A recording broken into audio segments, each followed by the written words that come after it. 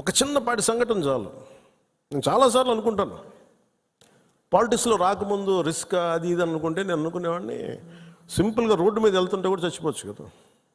As well as you embrace an ideology, ఒక భావజాలాన్ని పట్టుకోండి, దానికోసం చనిపోతే మంచిది కదా, ఉట్టి పుణ్యాన్ని చచ్చిపోవడం కంటే కూడా. ఇక నాకు మొన్న నా కొడుకు ఒక ఫైర్ యాక్సిడెంట్లో చిక్కుంటే నాకు అనిపించింది, సింపుల్ సమ్మర్ క్యాంప్ అది, ఫైర్ యాక్సిడెంట్లో చిక్కుకుంటే పక్కన ఉన్న ఒక బిడ్డ చనిపోయింది, ఇంకో పక్కన ఉన్న బిడ్డ మొత్తం కాళ్ళు చేతులు మొత్తం కాలిపోయినాయి. వీడికేమో లోపలికి అంతా ఈ కొంత ఫస్ట్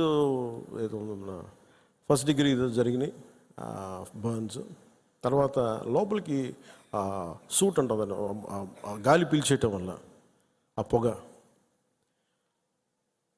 నా కొడుక్కి అర్ధరాత్రి పూట లేచి ఆ మేడపై నుంచి పడిపోతున్నట్టు కళ్ళు వస్తాయండి. సైకాలజిస్ట్ చూపిస్తున్నారు ఇప్పుడు.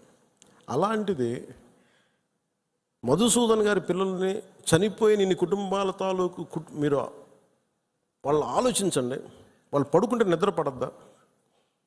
తుపాకులు వస్తాయి, తుపాకీ చప్పుళ్ళు వినిపిస్తాయి, భర్త హాహాకారాలు వినిపిస్తాయి, తండ్రి ప్రాణాలు కోల్పోవడం వినిపిస్తాయి. ఎంత ఘాతుకం అది. ఒకటి చనిపోవడం, ప్రాణాలు కోల్పోవడం ఒకటైతే, మానసికంగా దాన్ని తేరుకొని బయటికి రావడం చాలా చాలా కష్టం. అందుకని ఇలాంటి పరిస్థితుల్లో చనిపోయిన 26 మంది మరోమారు నా సంతాపం తెలియజేసుకుంటూ మనస్ఫూర్తిగా వారందరూ వారి కుటుంబాలకి, వారి అందరి కుటుంబాలకి దాదాపు మీకు